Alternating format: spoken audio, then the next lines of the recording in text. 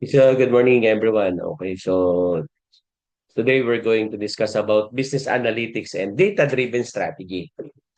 Business analytics and data-driven strategy is an approach that empowers organizations to make informed decisions using factual, real-time data rather than relying on gut feeling or outdated trends. No? In today's environment, in today's competitive environment, companies no longer afford to guess their way to success. Instead, they rely on analytics to interpret past performance, understand customer behavior, and forecast future outcomes. For instance, a retail business can analyze purchasing patterns during holidays to optimize inventory and promotional efforts. Because at the heart of business analytics lies the ability to transform raw data into meaningful insights.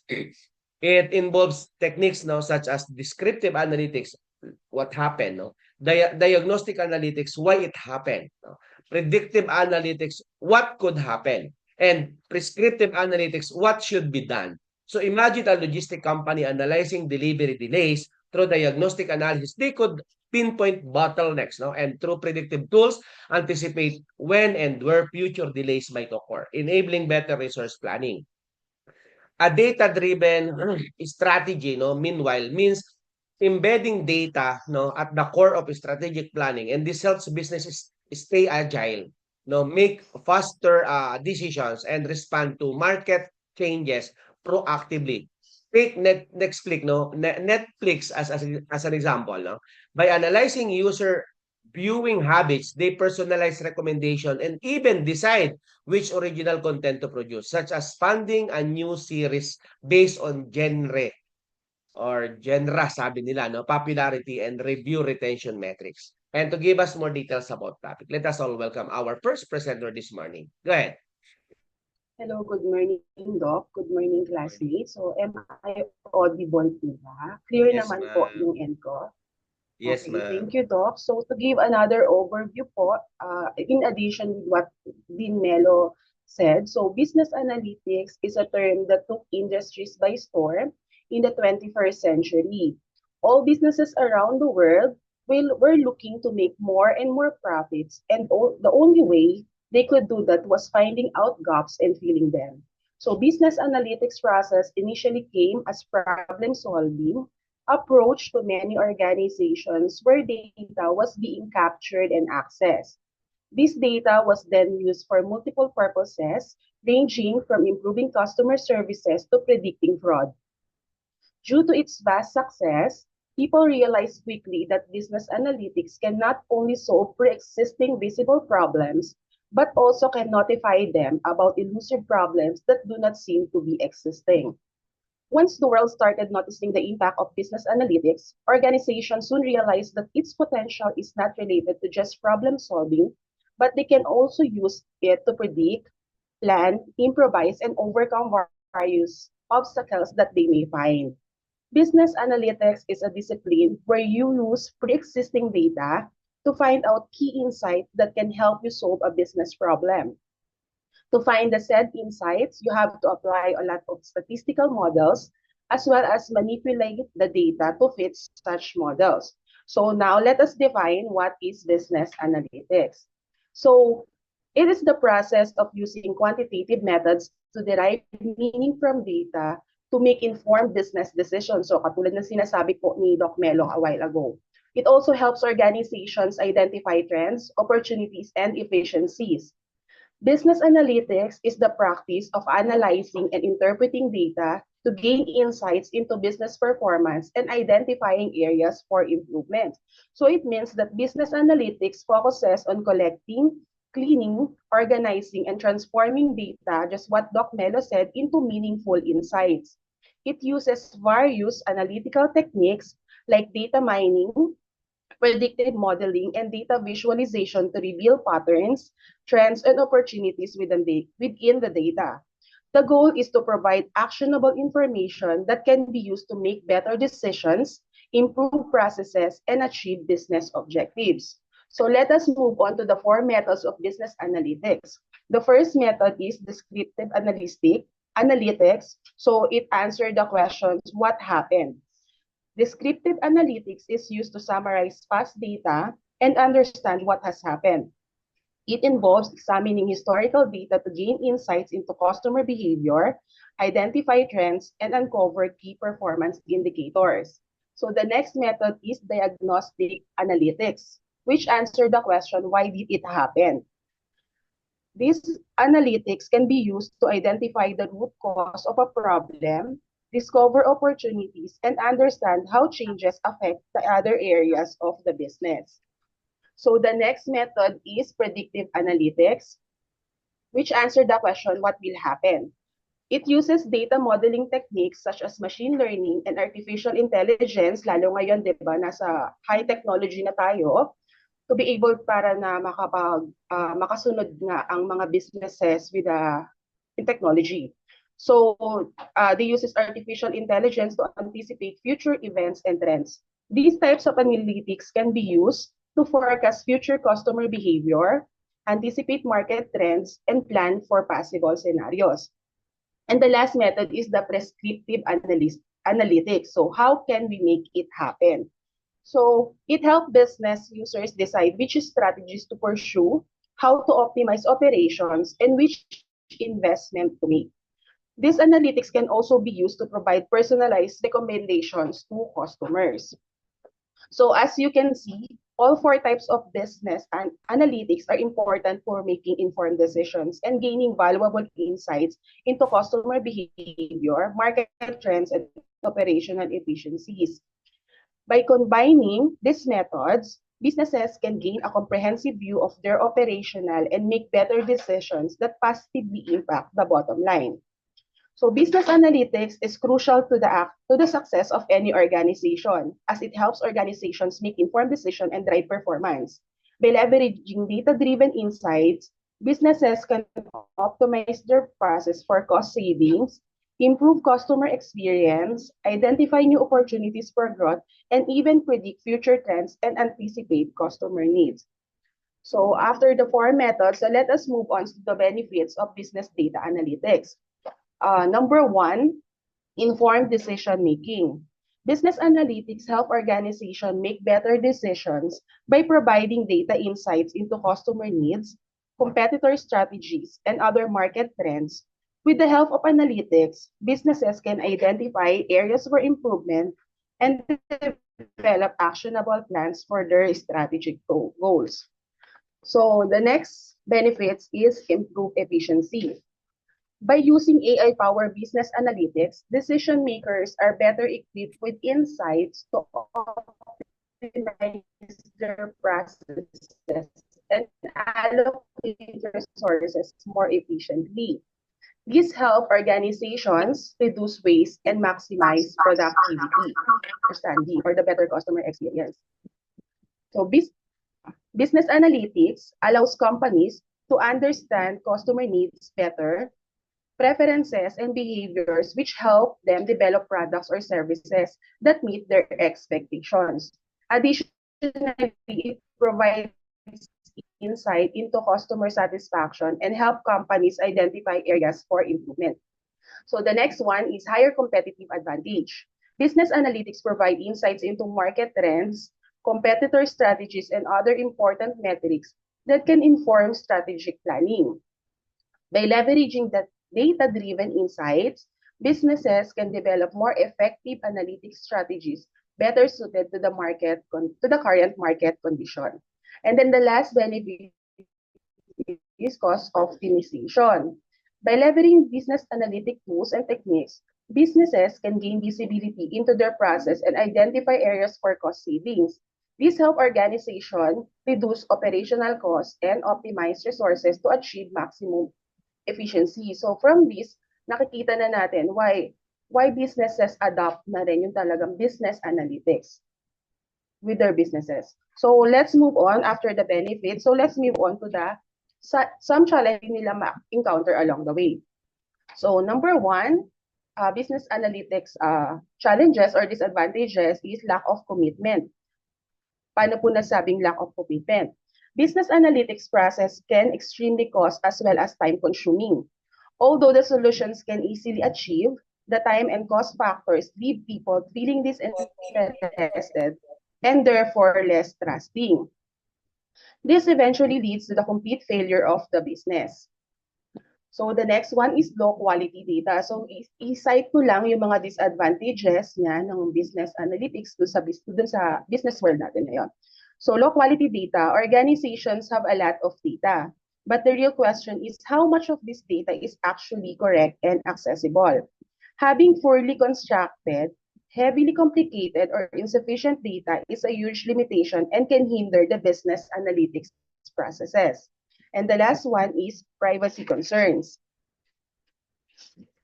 There have been instances when one company shares its collected user data with another company for mutual benefit. This data can be used against a particular user in any way possible. Therefore, it is essential for organizations to collect only vital information and work on maintaining the security and confidentiality of the data collected. So dun pumapasok nga yung privacy concern kasi nga baga nagkakaroon sila ng details regarding dun sa data ng like for example ng mga competitors nila. So to move on po, let's discuss naman data-driven strategy. So what does data-driven strategy means? In modern business, vision-based decisions are isolated observation to an approach where every strategic direction is anchored on data derives insight. So from the word itself, data-driven strategy. So the decisions na ginagawa nila was based on the data.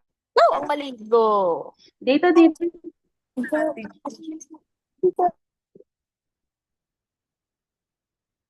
Data-driven strategy uses the insights from business analytics to make informed decisions across all aspects of the business, from product development to marketing preparations. It guides strategic planning by identifying trends, customer needs, and emerging opportunities, which are then used to develop innovative products and services. It also helps optimize business processes, allocate resources effectively, and improve overall performance. By analyzing data on market conditions, customer feedback, and internal operations, businesses can identify potential risks and take proactive measures to mitigate them.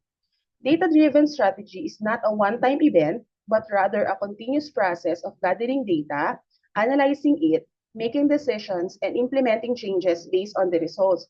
Katulad nga ng mga napag-aaralan natin, di ba? Hindi lang naman basta implementations, but you have pa rin to monitor kung ano ba yung nangyayari dun sa market natin upon implementation ng mga strategies natin for us to be able to understand kung ano po yung dapat na i-improve.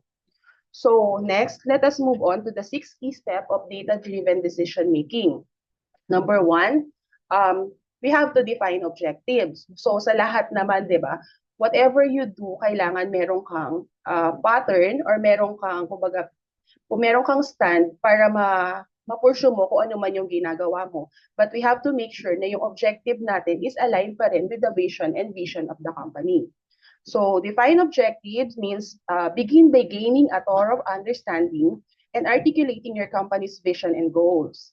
Define specific problems or decisions that require attention using data-driven insights.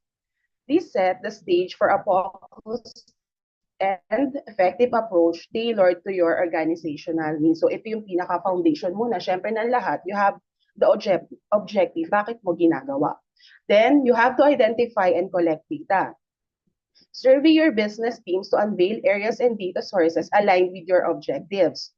Use appropriate tools to systematically connect necessary data, making sure you are well-equipped for insightful analysis that caters to your needs. Then, organize and explore data. Organize your enterprise data for effective visualization and exploration. Structure it to create a foundation for seamless exploration for a deeper understanding of relevant information tailored to your specific context. So, dapat talaga, kumbaga, planado mo siya step-by-step procedure. Then, after organizing and exploring data, you have to perform data analysis based on the given data, di ba, na nag-gathered. Analyze the data using reporting tools and analytical methods to uncover patterns, trends, and correlation, and extract actionable insights for your decision making. Transform raw data into meaningful ones for informed choices that match your organizational goals. Then, next is draw conclusion. Upon performing data analysis, you have to draw clear conclusions from your data analysis and communicate the implications effectively by creating a narrative around the data for shared understanding within your team. Aim to make data accessible and impactful. Syempre, di ba, ano naman yan, kumbaga team naman yan, so you have to make it available then with your team. Then the last one is implement and evaluate. Develop and deploy a plan based on your drawn conclusions. Monitor the impact and effectiveness of this plan on your defined objectives. Through iterative evaluation, refine strategies for continuous improvement. So this step is widely used across different type of businesses. Bakit naman nila ginagamit to? Syempre, dito pala nakita nila na for them to be able to have na informed decision, they have to follow these key steps. So let's move on po dun sa benefits of data-driven strategy. So number one, measurable business goal. With the rich insights garnered from data, organizations can dissect and understand the nuances of their operational efficiencies, customer behavior, and market trends. This gradual understanding enables the crafting of a specific, measurable, achievable, relevant, and time-bound or yung tinatawag nating SMART goals. In turn, the progress towards these goals can be tracked with real-time data, providing an ongoing assessment that is far more dynamic and actionable than annual or quarterly reviews common in traditional strategies. Next one is more accurate analysis and predictions. In a data-driven analytics framework, the accuracy of analysis and the power of predictive analytics surpass what was achievable in traditional approaches. So, according to the research, historically, companies often relied on aggregated data and forecasting methods that could not account for complex market dynamics or customer behaviors. Data-driven analysis slices through this limitation by leveraging advanced algorithms and machine learning to identify patterns that would be invisible to the human eye. This view is grounded in historical data trends and predictive modeling, which can account for a multitude of various and what-if scenario. Companies are thus equipped to make informed decisions about product launches, market expansion, and other strategic moves with a predictive foresight that is backed by data rather than merely reacting to market forces or competitors' actions. So, hindi lang based dun sa observation, kundi dahil meron talaga, kumbaga, basis. So, para magkaroon ng concrete decision. So, the next one is faster actions. Speed is a crucial competitive edge in today's fast-paced market, and a data-driven strategy significantly reduces the time from insight to action. So, traditional decision-making process often involve lengthy deliberations, extensive market research, and a series of approvals that can delay responses time. In contrast, a data-driven approach provides real-time insights that enable quicker decisions. The ability to act is faster. The ability to act faster is not just about speed for its own sake, but also about being responsive to customer demands and market shifts. So increase efficiency and agility. With accurate data, companies can streamline operations, eliminate wasteful practices, and optimize resource allocation. This level of efficiency is not typically achievable with traditional approaches, which may rely on generalized assumptions and outdated informations. Kasi nga dahil dito sa mga data-driven strategy, meron talagang concrete basis siya. So the next one is exploring new opportunities. Data-driven strategies are adept at eliminating paths to new opportunities that might otherwise remain hidden. They can analyze trends, customer behaviors, and market conditions with sophisticated data tools so businesses can identify unmet needs or emerging niches. This process often reveals innovative product ideas, potential areas for expansion, or undeserved customer segments. As a result, companies invest in new ventures with a higher degree of confidence. Then the last one is improve employee engagement and loyalty. Data empowers employees by providing clear metrics for success and a transparent way to track progress and contributions. This kind of environment not only fosters a sense of ownership and pride in one's work, but can also deepen loyalty to the company. Employees are more likely to engage in problem solving and innovation when they have access to information that support their ideas and initiatives. Those who feel their input is valued and see a direct impact on their work are also more likely to remain committed in the organization. So on top of that, it also enhances agility when a business can pivot quickly based on data insights. The rigidity of long-term plans could make it difficult to adapt to change, but this data-driven organization, however, benefit from a more flexible approach that allows them to shift gears and change direction with minimal disruption. So dahil nga, di ba, nag-evolve na into new technology, so dapat din the businesses could adapt on it para magstay sila dun sa industry nila and mag-continue sila dun sa growth. Kasi kung hindi nila i-embrace or i-adapt yung mga strategies na ito, so most probably the company will shut down kasi hindi na sila makasabay dun sa mga bagong mga companies na talagang pinag-aralan yung mga datas and yung para magamit nila sa nila for implementation dun sa business procedures nila. So let's move on to the challenges when implementing data-driven strategy. So lagi naman, kapag may benefits or may help, syempre meron mga challenges na nag-occur along the way ng kapag ini-implement yung mga ganitong klaseng strategies and what will the company do kapag may mga ganitong klaseng challenges. So first challenge po yung compromised decision making due to poor data quality. Poor data quality, be it inaccurate, incomplete, or outdated, can lead to misguided insights and erroneous decisions. Organizations often struggle with maintaining data integrity, especially when integrating data from various sources. This can result in a lack of confidence in the data and render it more of a liability than an asset in decision-making process. Kaya nga dapat kapag nag-gather ng mga data or information, dapat may basis talaga, hindi yung mga parang assumptions lang, hindi yung mga what ifs, or yung based on your own observation lang. Pwede rin naman yung mga observations na yon magamit mo, but make it naman na meron kang basis na mga datas. The next one is deficiencies in infrastructure and analytical tools. The backbone of this approach in the infrastructure and tools that collect, store, and analyze data. However, a common obstacle is that business may not have the necessary systems in place, or their existing infrastructure is ill-equipped to handle large volumes of data or complex analytics. Without the proper technological foundation, organization can find it challenging to tap into the full potential of the data at hand. So, dapat talaga prepared. Tsaka meron na laging, because in making decision, meron kang plan A, meron ka rin plan B. Resistance to change in organizational culture. Implementing a data-driven strategy often requires a cultural shift within the organization, which can be met with resistance.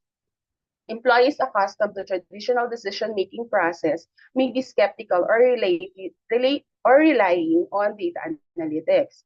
They might even perceive it as a threat to their expertise or established way of working. So the last one is influence of cognitive biases. So cognitive biases like confirmation bias and grouping pose a significant hurdle in the path to adopting a data-driven strategy. So the former tendency can lead individuals to favor information that corroborates their preconceptions, while grouping can result in the entire team making flawed decisions in pursuit of consensus. These biases can skew interpretation and overshadow objective data analysis, affecting the strategy decision that are intended to be rooted in unbiased data. So dapat talaga, kumbaga, clear at saka sure talaga yung mga data na ginagather natin. So, let us cite some example of companies who uses data-driven strategy. So, a while ago, di ba, nabanggit na rin po ni Dean po yung about sa Netflix. So, let's move on na lang dun sa another example, yung Airbnb. So Spotify, Uber, Facebook, so and such, ito yung mga businesses na gumagamit ng data-driven strategy. So how Airbnb naman uses this data-driven strategy. Airbnb's dynamic pricing strategy, revenue optimization. So the Airbnb explore flexible pricing where data-driven insights and innovative hospitality reshape travel experiences. Airbnb, a leader in this field, uses real-time data to create a pricing strategy that matches demand, local events, and seasons.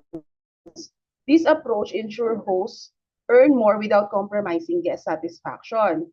Travelers see prices that fit their preferences and budgets, promoting transparency and trust. This unique pricing method goes beyond normal finding a balance to host earnings and guest affordability. With data as a guide, Airbnb's dynamic pricing redefines hospitality, creating a win-win situation that enhances the travel journey. So, di ba, like for example nga, sa given example sa Airbnb, so hindi lang naman sila as for profit eh. Siyempre kapag in making decisions sa bawat mga marketing strategies na gagawin mo, para siyempre mag-gain ka ng profit, you have to win din yung customer satisfaction para syempre continuous pa rin yung pag-gain or pag-earn ng profit ng isang business. So I just cite only one example and the details naman regarding these companies can be seen naman din po sa internet, sa mga websites po. So, parang ano na rin po. So, let's move on na rin. So, ano ba yung relationship between business analytics and data-driven strategies? Bakit dapat magkasama itong dalawa na to? So, business analytics provides the data and insights that fuel data-driven strategy. And then data-driven strategy uses these insights to provide directions and guidance for a business. So, the relationship between business analytics and data-driven strategy is iterative. Data analysis informs strategy, and the implementation of the strategy generates new data for further analysis. So, it helps talaga na syempre, kailangan pag-combinein mo ito. Hindi naman puro data ka na lang, pero wala ka namang, kumbaga, ini-implement na, kumbaga, hindi mo ina-analyze so, ano na ng data. So, for to be able for the company to achieve goal, para mag-exist siya in their business, yung mga tools na ito. So, to conclude po, data strategy can provide transformative benefits for organizations of all types and sizes. With analytics and insights drawn from customer, operation, you can drive innovation, optimize efficiency, and gain competitive advantages. While transitioning to a data-focused approach requires investment and commitment, the long-term rewards make it a smart strategy for future-proofing your business. So that's all po on my end. These are the reference po para po dun sa report ko. And that's all po. Thank you. Thank you so much, no?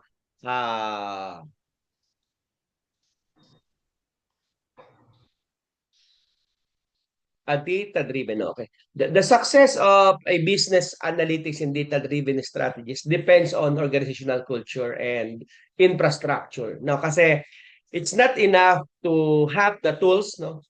Companies need skills analysts, no? Proper data governance and leadership that trust and use data. Let's say, for example, no?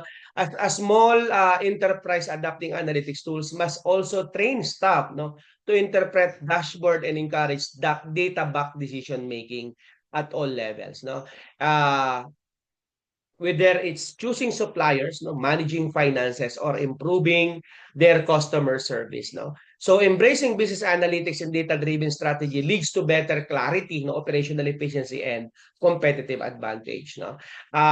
In education, no, healthcare, and manufacturing, and beyond, organizations that harness the power of data are able to deliver actually better outcomes and innovate continuously. It's not about replacing human decision making po but enhancing it with evidence and insights. In-depth implementation of business analytics involves integrating various data sources, sabi nga ni presenter, such as customer feedback, nandiyan si social media metrics, financial records, and operational logs into a centralized system for holistic analysis. No? And this unified view allows decision makers to identify trends and would otherwise remain hidden in a siloed departments. Let's say, for example, no, a hotel chain might combine guest satisfaction surveys with occupancy data and seasonal pricing models to dynamically adjust rates, no? Enhance service quality and improve profitability across locations. The more diverse and high quality the data, the more accurate and actionable the insights become, no? Enabling our organizations to stay ahead of competitors through precise and timely strategies.